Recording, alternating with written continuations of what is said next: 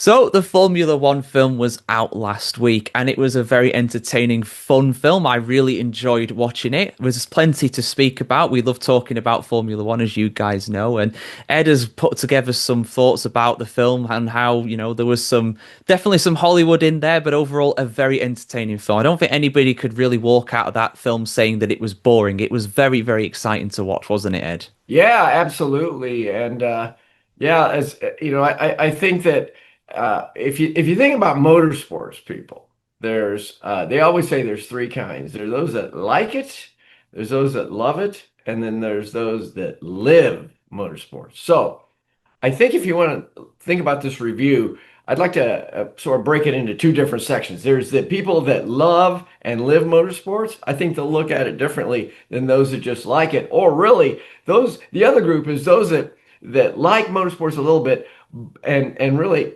those that don't know anything about motorsports, right? So for me and for you, George, I mean, we're in that love live group, right? So I think it's a great movie. I highly, highly recommend anyone see it. And if you're going to see it, go see it in IMAX because the massive screen, the sound. I mean, you can feel it. And I think taking a Formula One car and putting it in Hollywood, I think they had like 7, 8 cameras that were all around those cars while they were out there driving. They're actually Formula Two cars, right? They're not really Formula One cars, but they sure look like Formula One cars the way they set them up. But it brings you right in there. I think a lot of the passes and all those kinds of things were very realistic. Uh, the producer, the director had made their fame in Top Gun, and it's the same kind of thing, right? You take people that don't know anything about fighter planes and you make it something people want to watch. You don't take a subject like race cars, Formula One, people don't know anything about, and you sort of bring them into that world. And I think it grossed 144 million worldwide first weekend, which was, I mean, there's movies out there that have grossed in the billions or many hundreds of millions, but it was actually more than what Top Gun did, many years ago. Yeah, absolutely. I mean, it's going to be a big financial success, and that's what its ultimate aim is going to be. It's going to draw in a lot of hardcore motorsport fans, people who are wanting to learn more about Formula One, people who have watched things like Drive to Survive and then watched F1, and then they want to see this film as well. It was really, really impressive from a technical standpoint, just like Top Gun Maverick, which we worked on previously. The production value of it all was incredible. I was surprised that I think it only had a budget of $200 million, something like that, which for a film like that, with the level they actually produced it at, with the soundtrack from Hans Zimmer, like you said, if you can see it in IMAX, do see it in IMAX. I'd not seen an IMAX film in over 10 years, but we went to see it in IMAX, me and my friends, and we absolutely loved the experience of that. There were points in it. I mean, it was quite late at night when we saw it, so maybe I was falling asleep a little bit, but there were points in it where you genuinely thought you were in the F1 car. You were in the car there with Brad Pitt. You really do feel like you're part of it. It was an incredible experience, really, to see that. So, if you're wanting to see something that's ultra realistic, though, in terms of what Formula One is actually like, it does take more than a few liberties. And we will get into some spoilers with this as well. Not go too far in depth. For anybody wanting to avoid spoilers, I would recommend going on mute for a little bit for that potentially. But yeah, in terms of some of the things that we see, some of the actions that drivers take, it took a few liberties, like anything out of Hollywood. Yeah, and I would probably go see it again, and the reason I'd go see it again is because of the racing scenes. We'll get into the storyline in a minute here, which I think is probably the weakness of the movie. A little bit cliche, a little bit predictable, whatever you want to say, but the racing scenes, oh my God. I mean, especially if you like racing or if you've ever raced in a real car, it really brings you in there. And for people that don't know about racing, they'll say, well, why didn't you just press the accelerator and pass that car in front of you? And that's what you see in movies. Usually some of these typical racing movie that's not as realistic. So there's none of that kind of thing, right? Like I said before, the car is very realistic as well. The way the nature of the passes that they did, the discussions on the radio, uh, I mean, I would say that was pretty close to what you see on a typical Formula One weekend. And we've talked on some of our past podcasts about the nature of drivers, like who's the best driver of all time and what are the different characteristics they have to have. And one of them is being able to communicate with the engineers. And here's a little bit of a spoiler, but at the beginning, the young driver, JP Pierce, comes off the track and goes, I don't know, just make the car go better. I mean, you got to do something, engineers.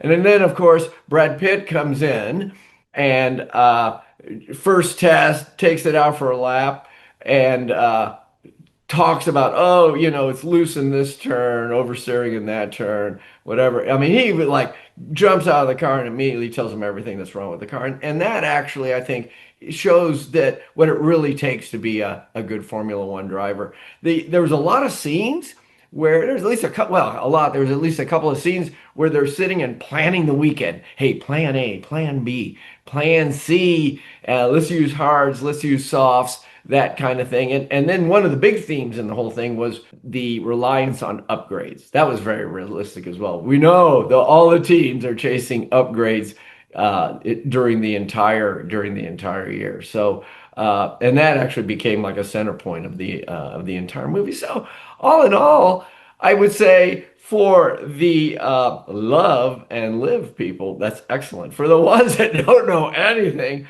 about racing or just know just a little, I think a lot of that might have been, what are they talking about? Why does this even matter? Let's get back to the real movie, or at least see some cool cars on the track. Yeah, and I think they did a decent job of explaining how things work, things like dirty air and stuff like that as well, about how to improve the car. And it was quite sobering to see that really in a film. They didn't shy away from that. They could easily just say, oh, we've got these new parts coming for the car. But no, they actually showed them designing on this, working on this late night. It's in the facilities, just really, really working all hours to try and improve that. And that's what, of course, every F1 team is absolutely trying to do. But again, we don't want to get too much into spoilers, but some of the antics that Sonny Hayes, Brad Pitt's character, pulls when it comes to some of the moves, some of the tactics in the car. I mean, everybody kind of lost their minds when Kevin Magnussen was doing what he was doing against Hamilton last season at Miami, and rightfully so. But Sonny Hayes, I'm afraid, I think if he tried doing some of the moves that he did in real life, he may well get his super license revoked. Well, yeah, I mean, there's a couple of scenes in there that are just like outright ridiculous for people that appreciate Formula One. In order to bring out a red flag or safety car or whatever, he drives through styrofoam barriers, or he crashed into Checo once and spews carbon fiber all over the place. And I would think some people might say, hey, is that the way it works in Formula One? It's like a demolition derby or something, That's how, and of course, Brad Pitt is the genius, right? That just comes in out of nowhere and starts to do this. Like the rest of them couldn't have figured that out over the last 75 years, that they could be doing that as well. And the reason they don't do that in real Formula One is just what you said, George, right? Is that, hey, the rules don't allow that. I mean, there's little infractions where they tap each other, or whatever, and you end up with a 5 or 10 second penalty. So I wonder what would happen to a real Formula One driver if they drove through the styrofoam barriers and caused the red light on purpose, right? Or even when he's on the grid and he waits for everyone to take off, so that they're halfway around the circuit, and then he uses that to his advantage to warm up his tires. I mean, even this past weekend, Carlos Sainz had that problem where he was stuck, right? And he ended up starting in pit lane. So, you just can't get away with that. And in some ways, it for those that don't understand the sport, it probably made them. I don't know if it gave the right impression of what Formula One's really all about. I'm not so sure it did, to be honest. I think if people watched that and had never seen F1 before, they'd go into a race weekend and be quite surprised. But then again, we do see some questionable antics on the track. Of course, it does cause controversy, but I really do feel as though I'm not so sure. I mean, they did say that Sonny Hayes has become incredibly popular, like he's really trending on social media and stuff. I'm not so sure he would be if he did what he was doing. I could be wrong. Maybe he could be a cult hero with those kind of antics, but I think he'd definitely be annoying a large section of F1 fans, and maybe be a Marmite character. Maybe people would either love him or hate him. I'm not so sure on that. But yeah, the conduct away from the track as well. I mean, so I mean, And again, drinking the night before and all, go out, yeah, hey, let's go out and party till 1 a.m. I guess in the old days they might have done that, but they certainly aren't doing that now. absolutely not. I mean, if they've got, I'm pretty sure if they had any alcohol in their system, I mean, they were drinking non-alcoholics, I think, but I don't think Sonny Hayes was. I think he was having alcoholic beverages. But I'm pretty sure if you have any alcohol in your system before getting in an F1 car, even if it was like the night before or whatever, I don't think they'd let you drive. I'm pretty sure they wouldn't, to be honest. Yeah, you had to take a breathalyzer test or whatever. It's like driving any other car. But the other thing too is Brad Pitt's 61 years old. He doesn't look 61 in the movie, right? I mean, he could easily look like he's in his 40s, I would think, you know. Um, but they said that he raced with Senna and Schumacher, which puts him in the 90s in the movie. And Hmm. if you do a little bit of addition, that means he's in his 50s. Just okay. I don't know. Do you think Alonso is going to make it to 50? You know, do you think that's possible? I think it's possible, yeah. I mean, a lot of people had problems with that coming into the film, saying that, oh, there's no way that anybody would be able to drive an F1 car at that age. I don't know. I think it's possible. It's unlikely. I mean, that takes place in the 2023 season. He's in that review. He has his accident in 1993. So yeah, he's in his 50s. I mean, they were saying Javier Bardem's character, the team owner, he was saying like, you'll be the oldest driver since Louis Chiron in the 50s, and he was in his 50s when he was competing. So yeah, they don't shy away from it. They don't just say, oh yeah, he just looks really old. No, no, he's actually that age. I think it's possible. It's unlikely, of course. It's all about the desire of things. I mean, and we see the literal scars on his body, the impact of what driving at that age with those G forces has on him. I mean, they don't really. I think they could have maybe got a bit more in depth with that, but maybe it would have put the more casual viewers off. But things like the blurred vision and stuff like that, it was again, they didn't shy away from it. That could probably happen. I mean, we talk about Qatar a few years ago, drivers were nearly blacking out. I think it happens more than people realize. Yeah, yeah. I think the overall idea, though, right, of this guy never been on a track for 30 years, right? He's well into his 50s, I guess, and he just suddenly goes to this Formula One track, and he's better than mid-season, right? Mid-season, and he's better than this is aspiring young rookie a little bit. But you know what? So what? It's just Hollywood, Yeah. right? They got to do something like that. I think the other thing too about the whole storyline, it is a little bit, it's a little bit sort of cliche. Brad's the hero and all that kind of thing. And there really was no villain in this thing until almost at the end when, and don't want to spoil too much, but Mm. the villain pops in at the end with this thing, trying to sabotage things or whatever it might be. I think the movie might have been better if they would have played on that maybe more from the beginning, probably made more of a story and made that the main storyline. But still, if it's the scenes, right? It's those racing scenes that really make this thing, I think, really, for me, really made it good. I do think we need to mention that women's roles in this film are actually very predominant, and the technical director is a woman. So Carrie Condon plays the technical director, Kate. And there's good technical discussion. She runs the meetings when they do strategy. Well, she talks about making the car work better in dirty air. Well, okay, I guess you should make it work better in dirty air all the time.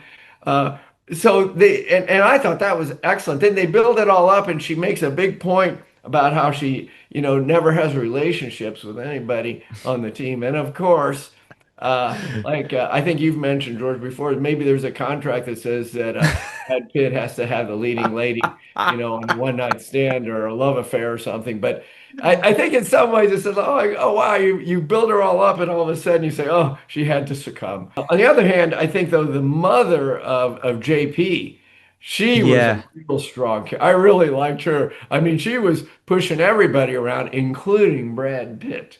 He had not much to say to her when she was upset about how he treated her son on the track. Although Brad Pitt did call JP a mama's boy. at one point. So I guess they sort of got even there. Yeah, I think he was just trying to motivate him a bit with that potentially, but yeah, no, I like that. Yeah, you're right. There were two very good characters there for sure, and it was good to see them in there. And you get to see little. We won't spoil what happens, but you get to see little snippets of some of the drivers and the team owners as well. Some of them who sadly are no longer a part of Formula One, but yeah, they're very much in this movie, and they leave a lasting impact for sure. But yeah, we've talked about what is in the film and like what's been realistic, what isn't, what's entertaining, what isn't. What would you change if you change anything with this film, Ed? And maybe potentially if there's another film that comes off the back of this, maybe not a sequel, maybe something else around F1, but it is going to be a big financial success. So I can see them doing something else again in the future. Well, I think the first thing like I mentioned a few seconds ago, is this idea of bringing that villain in sooner. Maybe thinking more about what's the real villain in this, and start building the villain right from the beginning rather than sort of inserting it in the middle. Like, hey, we need a villain. Let's make this guy a villain, and they figure that out halfway through the movie. I think I love the banter between the two drivers, Mm, the older experienced one, the new rookie. I think if there's more of that, more banter maybe between the team principal. He had a role, but it wasn't as big as you might think a team principal would have. I mean, if you look at Drive to Survive, the team principals are practically the stars in that. So mm, maybe a little bit of that Drive to Survive drama and feel that could be brought into the movie. Um, when it comes to the driving scenes, I mean, I think those were excellent. More of those. I mm. would say, of course, I'm the Love Live group, so I think that would be. And one thing I wanted to mention when it comes to realistic driving is so I work at Apex where we do the autonomous race cars and all that. And in order to do that, we have some professional drivers that are on our staff that we try and use as goals for our autonomous drivers, which are far away from matching them. But a couple of them were actually stunt drivers on this film, and over the months they were showing us a lot of clips that they did, and there were some occasions where they'd go out on the track to to film a particular scene, and one in particular where you know how drivers are with all their excuses like wet curbs and cold tires. They actually some spins and things like that occurred that were unexpected, and they thought they had ruined the scene. And actually, some of those scenes actually get used. In fact, the producers were so excited that they did spin. Most of the cases without any damage or anything like that. So that's real racing. Those are real cars. And I think the more of that you can get into the film, I think the more exciting it would be. Now, what do you think? What would you do to make this better? I mean, I always like to see a bit more realism. I know there were certain things that, they that was not accurate in terms of like how they portrayed F1, not just with the things on and off the track, but in terms of some of the strategy and stuff like that we saw. Like there was a bit where it was all dramatic, like, oh yeah, he's got to come in for a pit stop. He needs to make this stop work to get this podium or this good points finish. But in reality, he just could have stayed out. But they just wants to put the drama in there. So I'd always favour a bit of realism like that. I understand they want to keep the excitement there. But there's some things you just wouldn't see. So there is that. But yeah, more of the driving. I mean, one of the most incredible Formula One films to this day, in my opinion, still is Grand Prix from back in the 60s. And the reason why is because the fact they managed to film it in the way they did was unbelievable. But a lot of those scenes are on the real tracks with the real cars and the real drivers because they had no choice back then. Green screen and CGI, none of that. Uh, None of that. So how would you you want. compare it to that, to Grand Prix? Because that's a classic. Grand Prix Formula Mm. F1. What do you think? Well, I mean, there's certain bits with Grand Prix where it's like you can clearly tell they're not going full speed. You can tell they're not going full on attack and stuff like that. But just because F1 was so dangerous back then, and the ways that they had to film it. But this felt so authentic. I mean, even little things like you can tell sometimes that the revs. I mean, I can tell because I'm a nerd. Like you can tell that the revs on the audio are different to what the revs would be with a real car. Like the gear shifting is out of sync. I don't know why that happens. There's probably someone who could tell me that why that's a thing. But with this, it just felt so spot on because they were on the real tracks with the real cars. Yes, it was a Formula 2 car, but genuinely it looked spot on, So more of that. It's got to be authentic and maybe just brush up on some of the story elements and stuff like that. But Who knows? We may see Hey, another F1 film, but it'd take years to come out if they do it in a similar way to this one, which they if should you do. make $144 million in a few days, you can't complain. I'm sure Oh they'll yeah. end up making a lot of money on the film. So what would you rate it? What's your rating? Well, I did a review on my channel and I gave it like a 7.5 overall out of 10. I really enjoyed it. I really enjoyed it, but I couldn't look past some of the Hollywood elements in there. But if you're looking just to have a fun time, if you're a casual motorsport fan, it's brilliant. But I know there's a lot of people, particularly my subscribers, that when, I broke the news about this only being, not that realistic of a film, just being, story elements and stuff like that coming in there that take a lot of artistic liberty. A lot of people are turned off by it and won't want to see it. So, it very much is, like you said, whether you're a live, whether you're a like, whether you're a love kind of person when it comes to motorsport, you're all going to come out with different impressions of it, really. Yeah, and I'd agree with you. For the people that love motorsports that understand Formula One, I'd say it's in that 7, 8 range. I Mm. mean, I might even go to a 9, but I'd go again and watch it again just to see Oh those yeah. races. If you're not a race fan, especially if you know nothing about racing and you just went to see it, I think it's probably down more like a 5 or a 6, probably down there in the middle. But we've been talking about this whole love live thing. And a little bit of a spoiler here, but at the very end, he's I guess he's moving on, and he goes from Formula One to racing in the Baja. I don't care if it's Formula One or Baja. Just give me a motor and four wheels, and I'll drive it on sand or on dirt or anything. I just got to be in something like this. And he throughout the entire film, even though he's not in Formula One at first and he's not in the end, he's always racing something. He just can't stay away from it. And I think that captures the passion Mm. and excitement of what's really like to be a race driver or to be in the world of racing. 100%, yeah. Yeah, absolutely. He's not someone who's obsessed with Formula One. He'd been trying, you know, he got back there after all that time and then he just goes back to doing what he loves. So that is really cool. I do like that. Some people might be like, oh, that's a bit cheesy, whatever. Maybe it is, but it's different at the end of the day. It really, really is. So, and it fits the character, I think, really well. So definitely go see it. Definitely recommend it. It's not perfect by any means, but what film is? This is a film about a real sport and it's got a fictional story. So it's never going to be exactly realistic, but just by its very nature. But technically, super impressive. Production value is great. The characters are interesting. The acting is great. The driving, the action, it's all top tier. It really, really is. Yeah, and I bet a lot of our listeners are love livers, so they're gonna love it. They're gonna love it. Go see it and see it in IMAX. Definitely see it in IMAX. 100%, yeah. No, it really, really is immersive seeing it in IMAX. I 100% recommend it if you can afford it and if you can get to an IMAX near you, do recommend it. But I'm sure you can enjoy it in a regular theater as well. Absolutely. But yeah, thanks for joining us on this, guys. Let us know your thoughts about the F1 film in the comments below. Like, share, comment, subscribe as always. And yeah, we'll be back soon with much more discussions about Formula One and motorsport right here on the channel. See you later.